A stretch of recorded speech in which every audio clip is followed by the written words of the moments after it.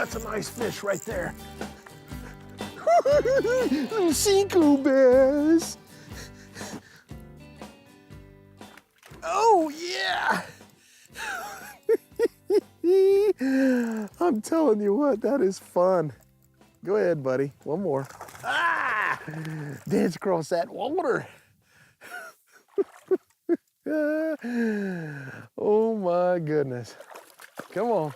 Oh, that's a good sized male there. Oh. Boy, did I get you, huh, son? I got you, babe. Oh my goodness. Folks. Oh, there we go. That's a beautiful fish. That's a Cinco bass, let me tell you. See you, buddy. Today we're at Lake Pleasant. We got a little cloud cover going on. We're towards the post spawn. There's gonna be some spawners. There's gonna be fish already done. There's gonna be fish watching fry. And I'll tell you what, it can get fun. You can catch some topwater fish and all kinds of things, but I'll tell you what I like to do on this lake. And you know, this lake can be real finicky for a lot of folks. There's gonna be times you can come out here and really just clobber them on topwater and spinner baits and all that kind of stuff. But let me tell you something. More times than not, I think we all know this lake can get kind of tough. And so I like to downsize a lot of my baits on this lake, just like I do when I'm in the White Mountains and fishing those lakes that are kind of highly pressured. Boy, he just tore that Cinco up now. But what I mean by downsizing, that's a little 4-inch Cinco. And I'll go throw it in some of these trees, and I've got my Nanofill line on so I can really watch him tap that line like I just did. I'm using a little 3/0 hook, wide gap hook. I'll put a new Cinco on there. Watermelon Cinco. And I like that color. Now here's the thing, I don't even think they make the color anymore, but there was I think it was blue methylate or something. There's a blue color, and I've got some. If you start seeing the blue dragonflies out, boy, that 4-inch blue Cinco is phenomenal. But I'm not quite sure they make it anymore, but I'll tell you what, anything in that color, pearl blue or something like that would work good. A little blue flake. But until you start seeing them, then I love watermelon. It's good year-round. Anywhere you go, anywhere in the state, that watermelon is a great color. And you can also buy it in the sticko. What I love about Cincos versus a lot of other different types of baits, and we've talked about this over the years, but you can use it as a soft jerk bait. You can just let it fall and just let it do its own thing. You can wacky style a Cinco. It's really a versatile bait for being just a little cigar type bait, but I'm telling you, it's a lot of fun. I'm throwing a 12-pound test Nanofill line, white, so I can see them actually hit it. And then I'm just throwing a 10-pound test fluorocarbon leader with a 3/0 hook on it. That's all I'm doing right there, okay? And I use the Alberto knot. I'm using my Taipan Elite Series rod, which is phenomenal. This is a medium action spinning outfit. I'll tell you, I love this particular rod right here. It's phenomenal. But other than that, that's gonna be your rig for this kind of fishing. And we're gonna go down the bank. You can fish this in open water. You can fish it around the trees. You can see rocks, throw it up towards the rocks. But what makes this bait so cool is it just falls so naturally, and the fish their instincts just grab it. It can be a dying fish, a dying shad. I don't know what it is to the fish, but I'm telling you right now, a lot of times, I used to throw a weightless lizard when I was a kid, and that was huge. But I'm telling you, this well overpowers that weightless lizard I had back in the day. This thing is phenomenal bait, and we're gonna go out there and throw it around a little bit today at Lake Pleasant. And I know a lot of people, and I've said this before, call this Lake Unpleasant. Well, let me tell you, we'll try to make it Lake Pleasant today for you. Stick around. Got him. Not a bad fish there. Oh, he's still a little buck bass. He'd look bigger way out there.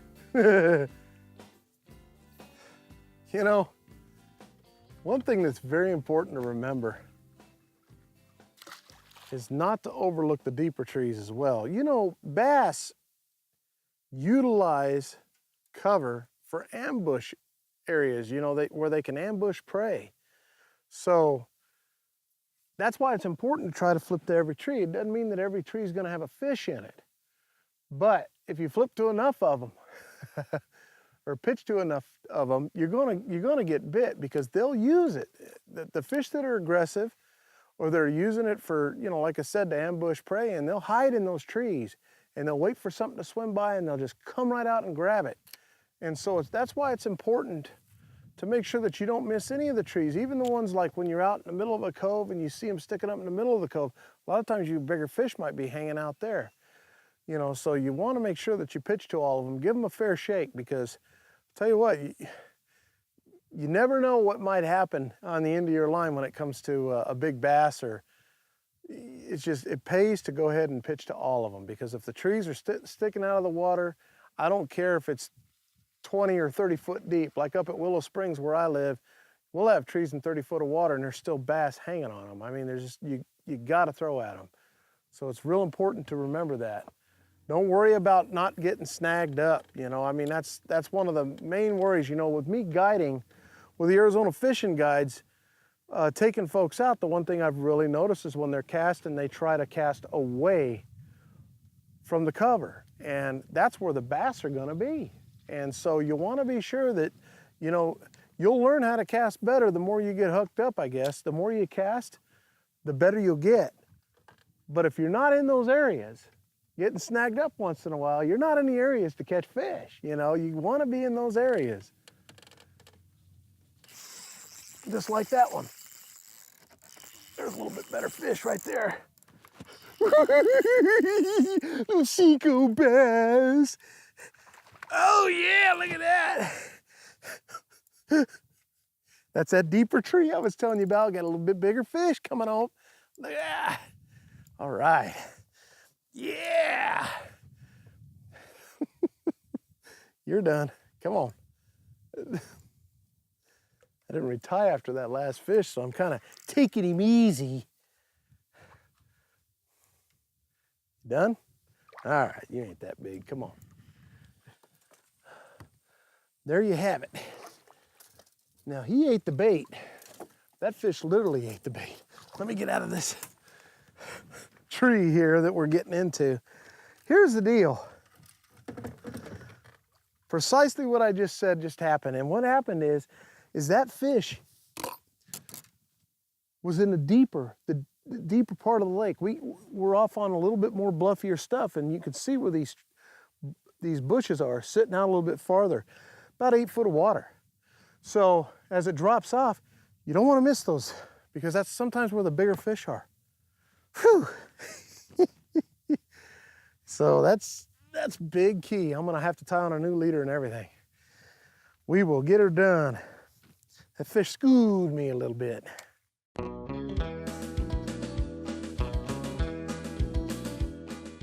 Hey, one thing really important about your baits when you're throwing them out there to keep from line twists and things like that is to be sure that your bait is always straight. So many times I see folks throw baits out there that aren't straight and they're crooked. And what happens is your hook acts like a keel.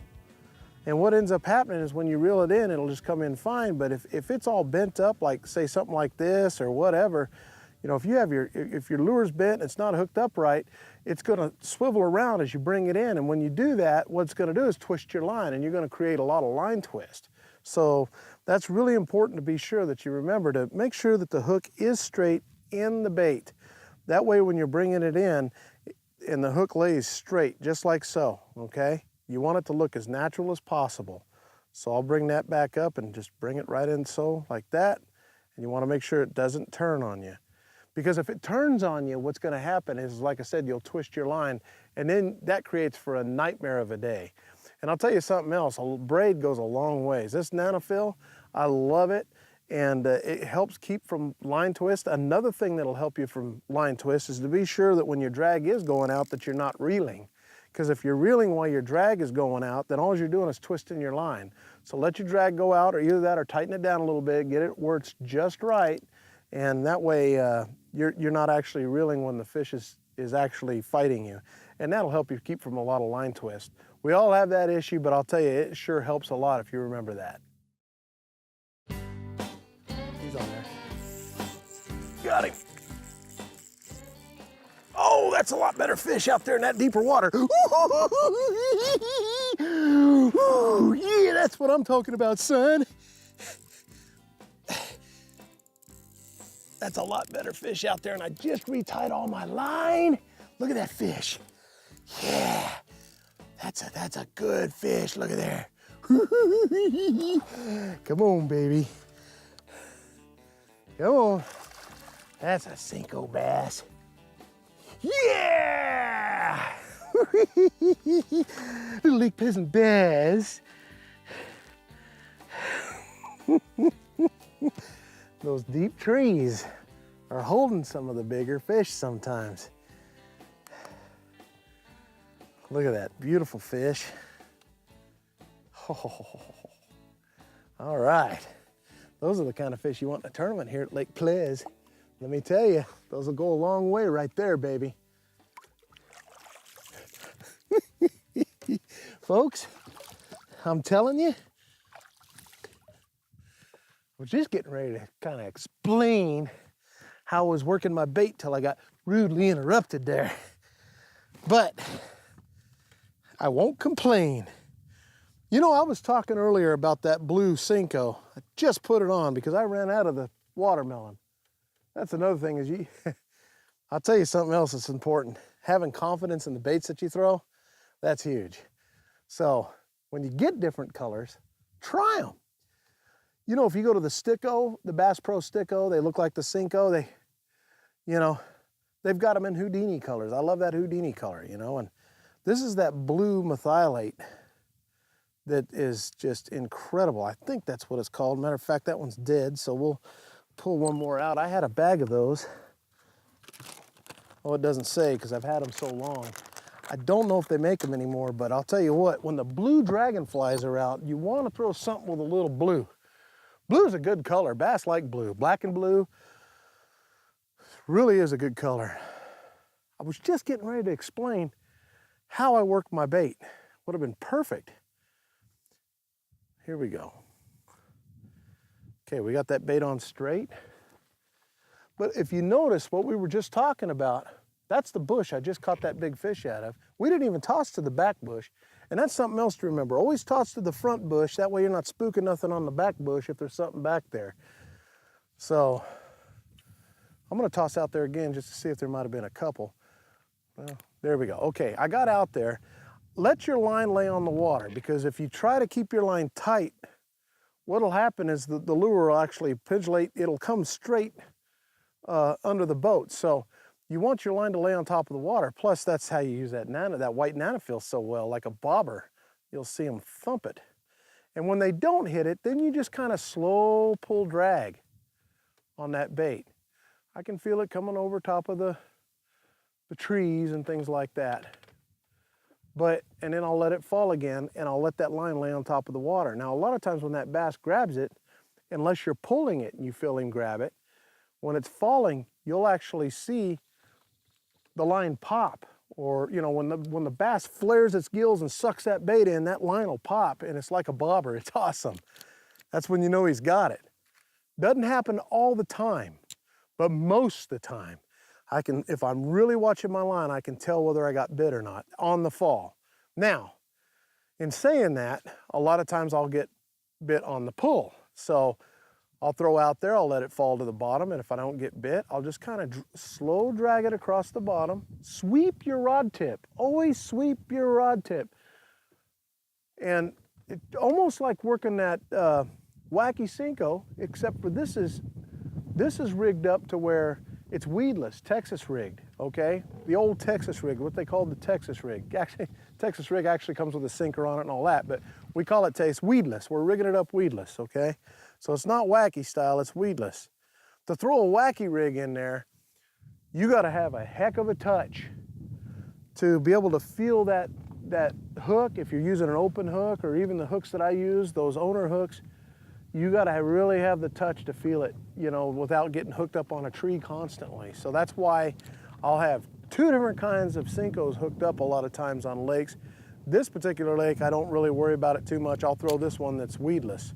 But, you know, if I'm at Apache or Roosevelt, there's times I can use both really well. So I'll have a Wacky Rig Senko hooked up, and then I'll have this weedless Senko hooked up.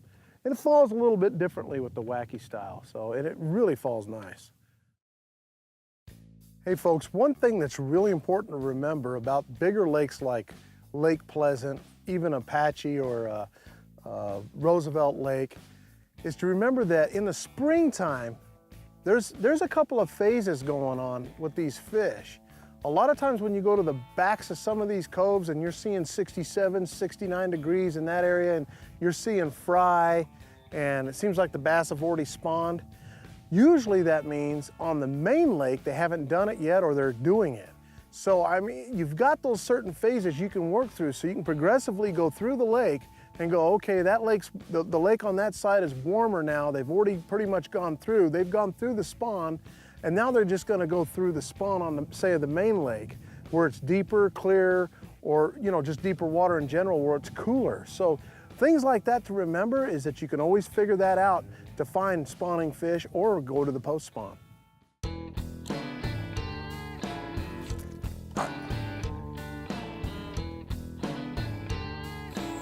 Got it.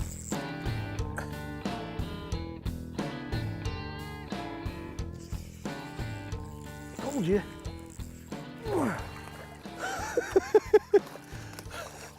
I told you the third time's always the charm. Come here, you brute. Thought you were gonna steal all my Senkos and not let me catch you? Really? Good try, buddy. Good try. He got me twice, though. Schooled me twice, but I went back there and schooled you, didn't I? Right out of that tree. About 4 foot of water. See you, buddy. That little dude, he stole 3 of my Senkos before I caught him.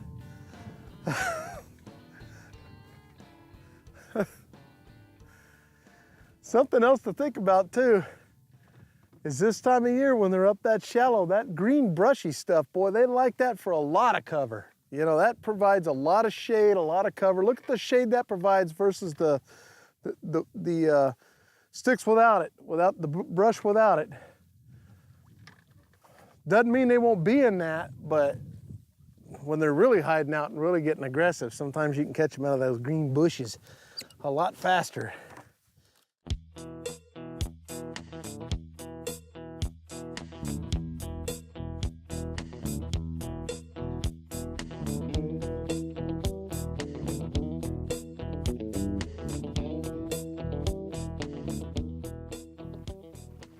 Hey, hey, hey.